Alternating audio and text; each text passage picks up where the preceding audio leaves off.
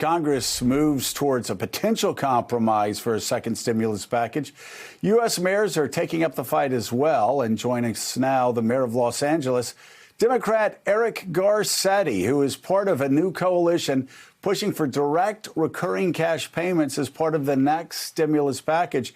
Elise Jordan and Gene Robinson are back with us as well. Mr. Mayor, we've got a lot to talk about. First of all, what's happened not only in Los Angeles but across California with the pandemic early on? Cities like San Francisco and Los Angeles seem to be doing everything right, but the pandemic has come back and in a very big way. What happened and what's your plan moving forward? Well, good morning and good to be with you.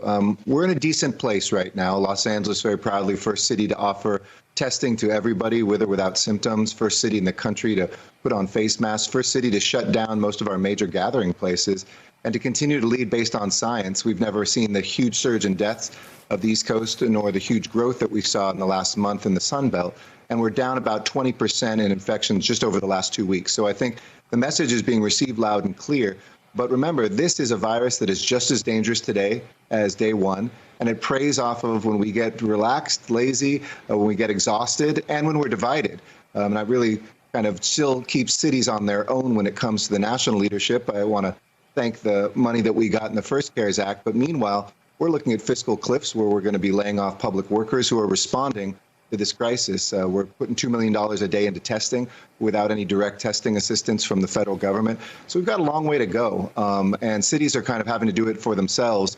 But we know that America needs that national leadership to make sure that we take individual responsibility and have standards, and that we have the collective help from Washington we all deserve. Let's talk about also what we've seen out of Los Angeles and the rest of the country over the past couple of months. An awful lot of civil unrest following the death of George Floyd. Of course, we saw that in very stark terms in Los Angeles for quite some time. Let's talk about the aftermath of that. What has Los Angeles done to bring the community and police officers together? And what are you doing as we move forward to ensure that you have a good working relationship between the communities and police officers, but also that you keep Los Angeles residents safe? Absolutely. I mean, Los Angeles, I always say we're a little further advanced, not because we're any better. We just went through that kind of unrest in the 1960s and the early 90s. And we have some incredible models that are really leading the country. We just announced 2 weeks ago the expansion of a program called Community Safety Partnership that folks around the country are looking at, where you place officers who often grow up in a neighborhood for 5 years instead of 2. They form relationships. They don't respond to everything on their own. They get to know the names of the young people who they serve and vice versa. And so instead of somebody cycling through and just being assigned to a neighborhood, they really become part of a neighborhood.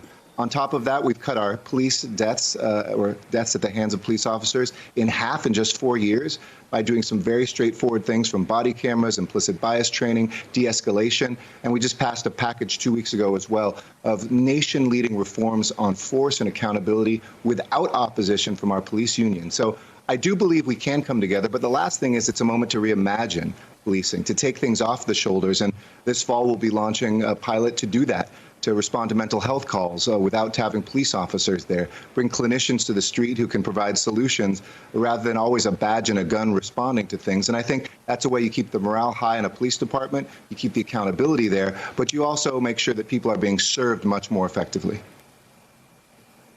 Mayor Garcetti, it's Willie Geist. Good to have you on with us this morning. I want to ask you about schools, because a lot of places across the country are looking at big cities and how exactly you're going about this, how you're going to handle it. First day of school 2 weeks from now in Los Angeles. There had been some dispute between the teachers union and the Unified School District about safety measures being taken inside those schools. How confident are you that kids can go to school safely, and what will school look like to you this fall? Well, I'm glad to see the agreement yesterday. As you'll recall, last year, I helped resolve our strike when we had a massive strike of our teachers here, really bringing both sides together about 18 months ago. And building on that, I think there's an agreement to make sure that we have the right number of hours of instruction for our children. But I'm incredibly worried, Willie, especially for our black and brown kids.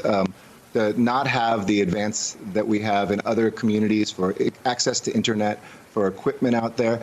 And I do believe that children can safely go back to school as well as teachers, but I think it's going to rely on a different testing paradigm, not using these expensive $100 to $200 tests that around the country are 7 to 9 days.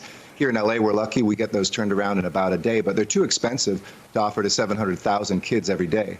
But paper strip testing, which can be done for $1 to $5, this is another example of national leadership. I'm bringing a consortium of cities together. Governor Hogan is doing the same thing with the National Governors Association and the Rockefeller Foundation.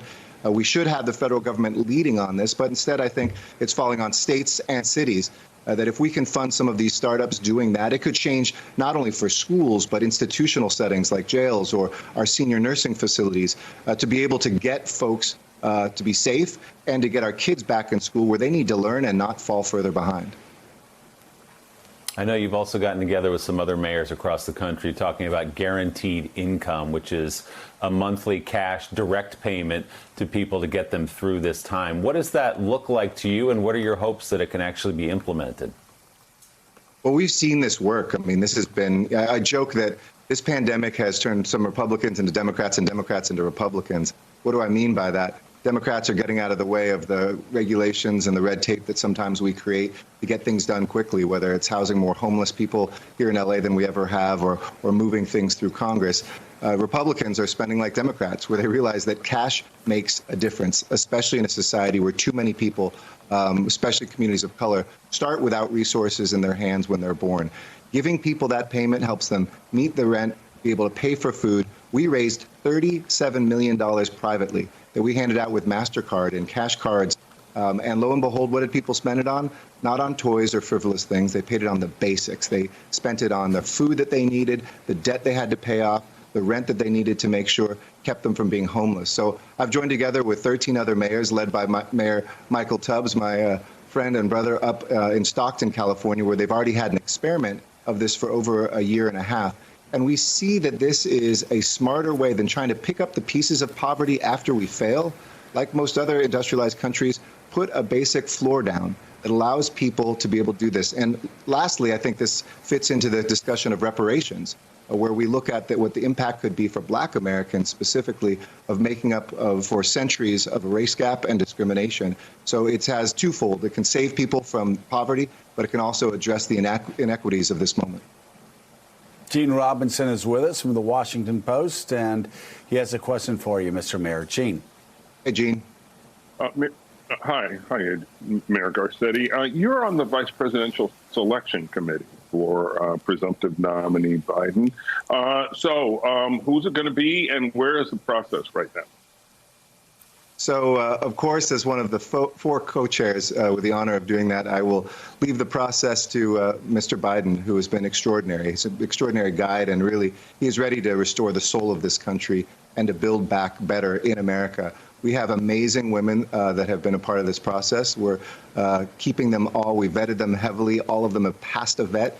And now in this next week and a half, Mr. Biden can spend some time with them. And I know he's going to pick a vice president that reflects the kind of relationship he had with Barack Obama. He told us at the beginning of this, I'm not looking for a geographic, a demographic, or a political choice.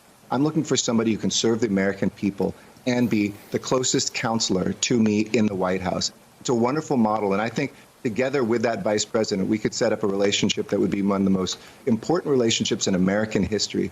And I do feel that President Biden will be in many ways like President Johnson that you said. Very different personalities, obviously, but the poetry that we saw and the promise of both the Obama and Kennedy administration set up the success for President Johnson in tougher times to put through civil rights legislation, a war on poverty. This is time for President Biden to do the same thing. And I know he's going to have a great wingwoman on his side. All right, Mayor Eric Garcetti, we greatly appreciate you being with us. Thanks so much. And coming up next, fearing President Trump would try to shut down the Russia investigation, FBI agents hid copies of key documents related to the probe. That's just one of the new revelations out in Jeffrey Toobin's book. He joins us straight ahead. We'll talk about that and so much more when Morning Joe returns. Thanks for checking out MSNBC on YouTube, and make sure you subscribe to stay up to date on the day's biggest stories. And you can click on any of the videos around us to watch more from Morning Joe and MSNBC. Thanks so much for watching.